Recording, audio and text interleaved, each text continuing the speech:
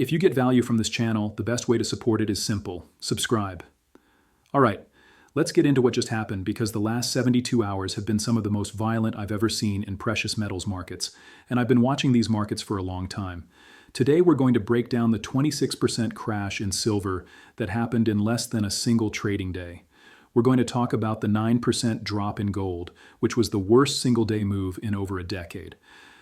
I'm going to explain why Chinese speculators are at the center of this entire story, and why the mainstream explanation about the Fed nomination is only about 20% of the truth. We're also going to look at the options market mechanics that turned a correction into a massacre. And I'm going to walk you through the exact conversation I had with a family member who almost blew up his entire position chasing this rally at the worst possible moment. But here's why you need to stay until the end. First, I'm going to tell you what I think actually happened behind the scenes, the part that most financial media is either missing or choosing not to say. And second, I'm going to give you a framework for navigating what comes next. Because this story is not over. What happens when Shanghai opens could change everything. And if you're not prepared, the next move could hurt even worse than this one. Also, make sure you check the description below this video. I've put a link to our WhatsApp community where you can get real-time alerts and updates when things move fast. I've also linked our Twitter account, now called X, where I post quick takes and breaking news that doesn't always make it into these longer videos. If you're serious about staying ahead of these markets, those two links are your lifeline. Okay, let's talk about what your eyes saw on the chart, because the numbers alone are hard to process. Silver dropped 26% in a single day. That's not a typo. 26%. That's the biggest single-day drop in the recorded history of the silver market. We're talking about a move that erased weeks of gains in less time than it takes to fly from New York to London.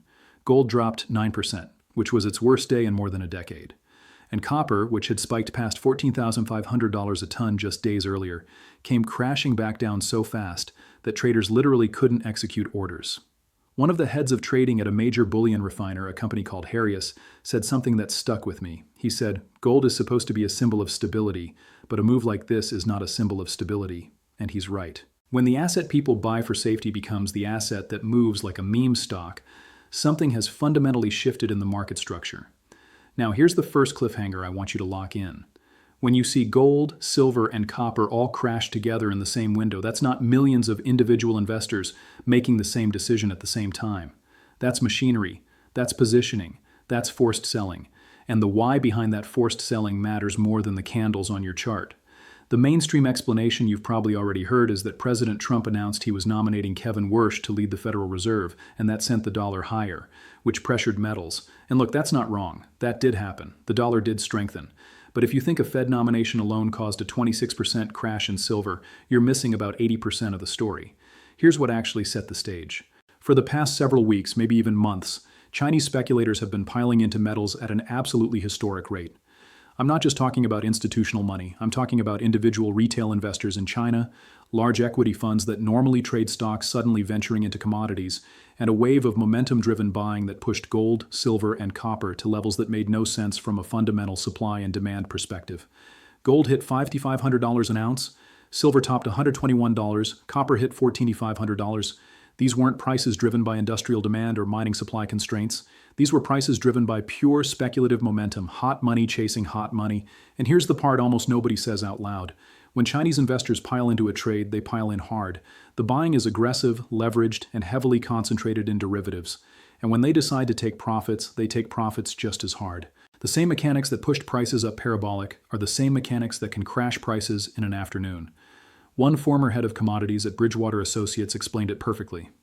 He said, "As prices squeeze higher, dealers have to mechanically keep buying more to hedge their positions, and that explains why prices go up so fast." But then he added the part that matters. It also explains why prices go down so fast. That's the key. This wasn't a normal correction. This was a leverage unwind. This was a momentum trade that ran out of buyers at exactly the wrong moment. And when the selling started, there was nobody left to catch the falling knife. Now let me give you some context on just how frenzied this market had become before the crash. The iShares Silver Trust, which trades under the ticker SLV, is the largest exchange-rated fund backed by physical silver. On a normal day, it might see a couple $1 billion in trading volume. On Friday during the crash, it saw more than $40 billion in turnover. That made it one of the most traded securities on the entire planet, not just in commodities, on the entire planet. Options activity was even more insane. Call options on SLV, which are basically leverage bets that silver will go higher, had more trading volume than the main ETF that tracks the Nasdaq 100. Let me say that again. More options volume on a silver fund than on the index that tracks Apple, Microsoft, Nvidia, and all the other tech giants combined. And here's where the mechanics get dangerous. When there are a lot of outstanding call options, it creates conditions for what traders call a gamma squeeze. As prices rise, the dealers who sold those calls have to buy the underlying asset to hedge their risk. That buying pushes prices higher, which forces more hedging, which pushes prices higher. It's a feedback loop that can send prices parabolic very quickly. But here's the cliffhanger. That same feedback loop works in reverse. When prices start dropping, those same dealers have to sell to adjust their hedges. That selling pushes prices lower, which forces more selling. And suddenly, what looks like a normal pullback turns into a waterfall. That's exactly what happened on Friday. The machine that pushed silver to $121 is the same machine that crashed it to $90 in less than 20 hours. Now, let me tell you about my uncle, because this is where things get personal, and this is where the lesson becomes real. My uncle has been interested in precious metals for years. He's not a trader. He's a regular guy who works a regular job and has been slowly building a position in physical silver as a long-term store of value. Smart approach, patient, disciplined. At least that's how he used to be. About 3 weeks ago, he called me. He was excited. Silver was ripping higher every day. Gold was making new highs. He'd seen posts on social media showing people making 1,000% returns on silver calls, and he wanted in. He told me he was thinking about taking a big chunk of his savings, I mean a significant amount, and putting it all into silver, not physical silver, paper silver options. He wanted to catch the wave. I asked him one question, what's your exit plan? He didn't have one. His plan was basically to buy and watch it go up, and that's when I knew he was about to make a mistake that could set him back years. I told him something that I want you to write down. If your plan is to buy when you're excited and sell when you're scared, the market will take your money. You're not investing, you're gambling. And the house always wins against gamblers. We had a long conversation. I walked him through the difference between physical silver and paper. I explained that physical silver, the actual metal you can hold in your hand, is a long-term position. It's something you hold through volatility because you're not trying to time the market. You're trying to own something real outside the financial system. Paper silver, whether it's an ETF, a futures contract, or an options position, is a completely different animal. It's a trading vehicle. It moves with leverage, and it can go to zero if you're wrong at the wrong time. I told him if he wanted to add to his physical position, we could talk about how to do that intelligently. But if he wanted to gamble on options because he saw some screenshot on Reddit, he was going to learn an expensive lesson. He pushed back. He said, everyone's making money. He said, this time is different. He said, silver is going to 150, and he didn't want to miss it. I've heard those words before. Every market cycle, people say, this time is different. And every time, the people who believe that are the ones who get hurt the worst. So I made a deal with him. I told him if he was determined to add exposure, we would do it my way. We would cut his planned position in half. We would only buy physical metal, not paper. We would use a product type with lower premiums per ounce, and we would not chase price. We would wait for a pullback. He agreed reluctantly. For the next 2 weeks, he watched silver keep climbing. Every day he texted me saying he should have gone Allen. Every day I told him to be patient. Then Thursday came, gold suddenly dropped more than $200 in about 10 minutes. Silver started wobbling, and my uncle called me in a panic, asking if he should sell everything. I told him to do nothing. Absolutely nothing. I told him the worst thing you can do in a fast-moving market is make decisions based on emotion. If you have a plan, you stick to the plan. If you don't have a plan, you sit on your hands until you do. Friday morning, the crash accelerated. Silver was down 20% and falling.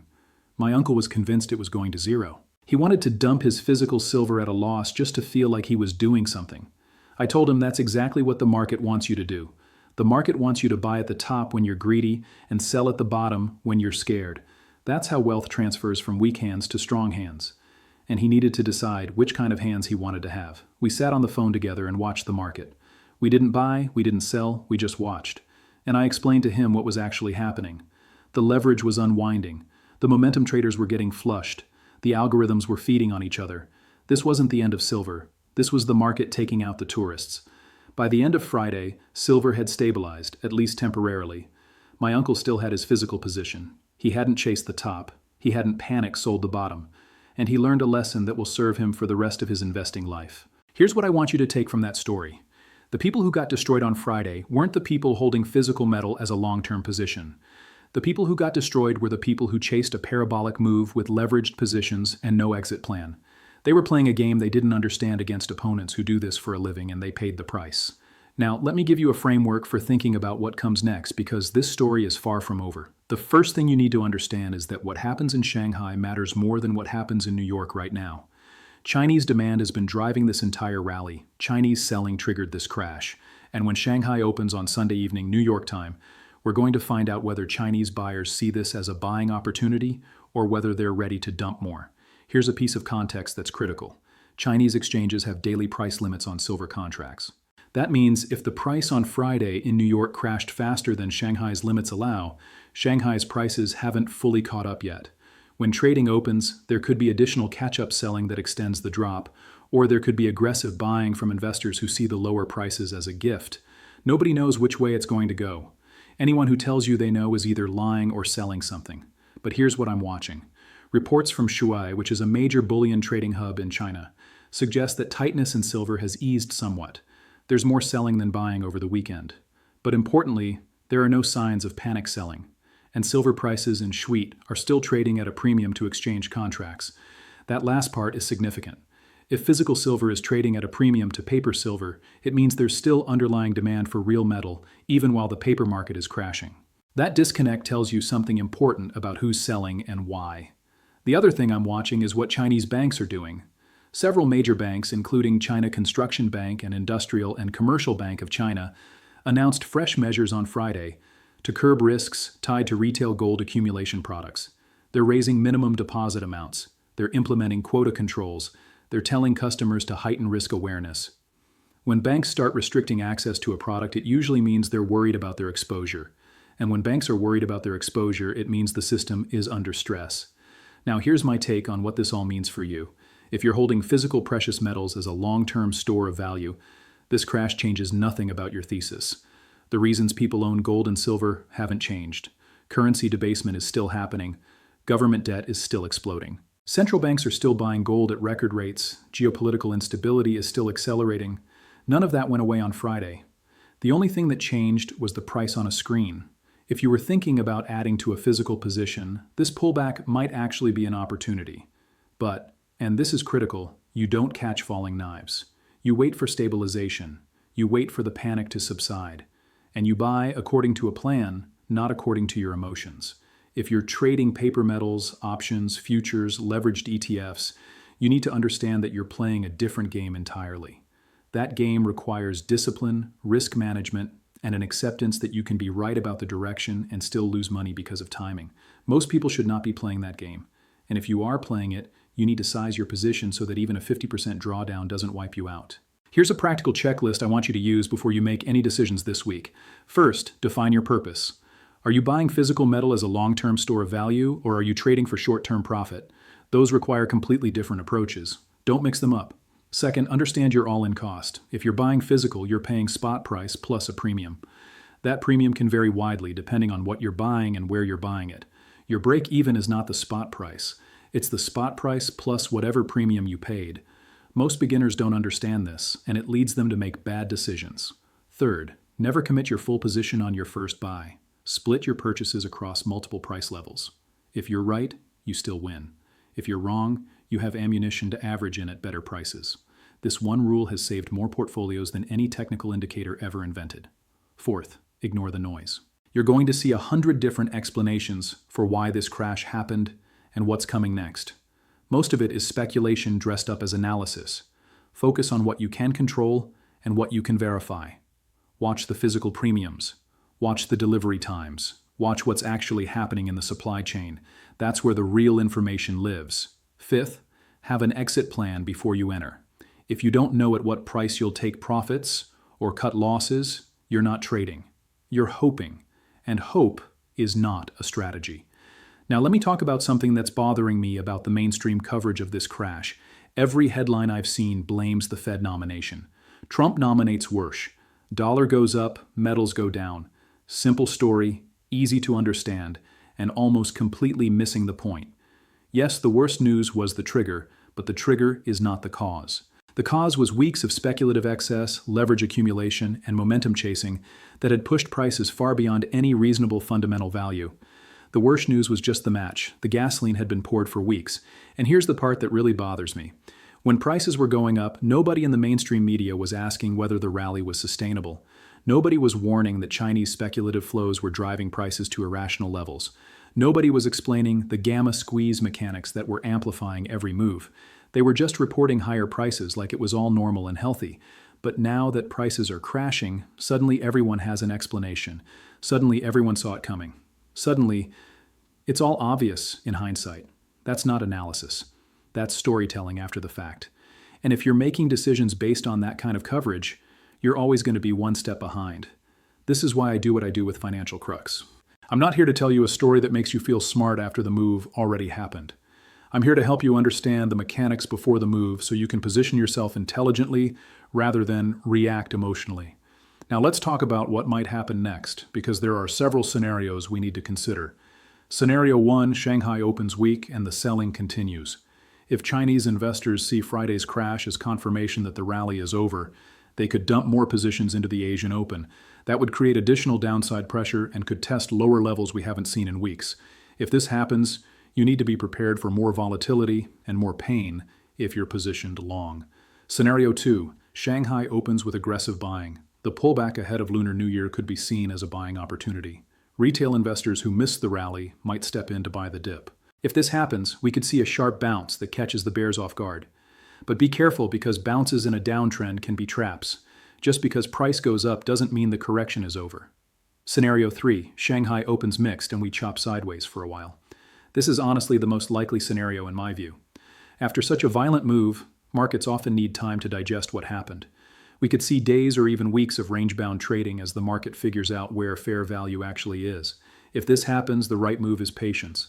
Don't force trades in a choppy market. Regardless of which scenario plays out, the key is having a plan before the market opens, not after. If you wait until you see what's happening to decide what to do, you've already lost. The market moves too fast for real-time decision-making. You need to have your if-then scenarios mapped out in advance. Here's what I'm personally doing and thinking about right now.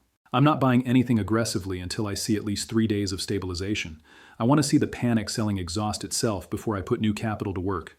I'm watching physical premiums carefully. If premiums stay elevated despite the spot price crash, that tells me underlying demand is intact, and this is more likely a paper market phenomenon than a fundamental change. I'm keeping dry powder available. Cash is a position. Being able to buy when others are forced to sell is one of the biggest advantages you can have as an individual investor. Don't be in such a hurry to be fully invested that you can't take advantage of opportunities. And I'm ignoring anyone who claims to know exactly what's going to happen next. Anyone who tells you silver is going to $50 or silver is going to $200 with certainty is selling you something. The honest answer is that nobody knows. We can have frameworks, we can have probabilities, but we can't have certainty. One more thing before I let you go. In the next video, I'm going to break down the physical versus paper dynamic in much more detail. I've been getting a lot of questions about whether paper claims on silver can actually be settled in metal, what happens when delivery demand exceeds vault supply, and whether the price you see on your screen actually reflects reality. Those are important questions, and they deserve a full video to answer properly. So make sure you're subscribed and you have notifications turned on so you don't miss that one. And again, check the description for the link to our WhatsApp community and our Twitter account. When things move fast, that's where I post real-time updates that can't wait for a full video. Let me leave you with this. The market just did something historic. A 26% crash in silver in less than a day, the biggest single-day drop on record. And for most people, the lesson will be the wrong one. Some people will conclude that silver is too dangerous and they should never touch it again. Those people will miss the long-term opportunity because of short-term volatility. Other people will conclude that they need to trade harder and faster to catch the next move.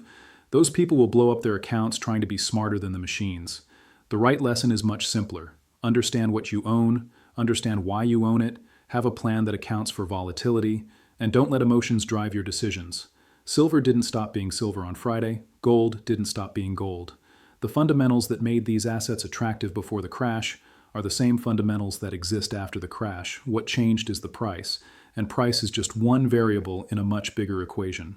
That's what edge looks like in these markets. Not predicting the future, but staying calm when the future arrives faster than anyone expected. I'll see you in the next video. Until then, stay disciplined, stay patient, and let the math outrun your fear.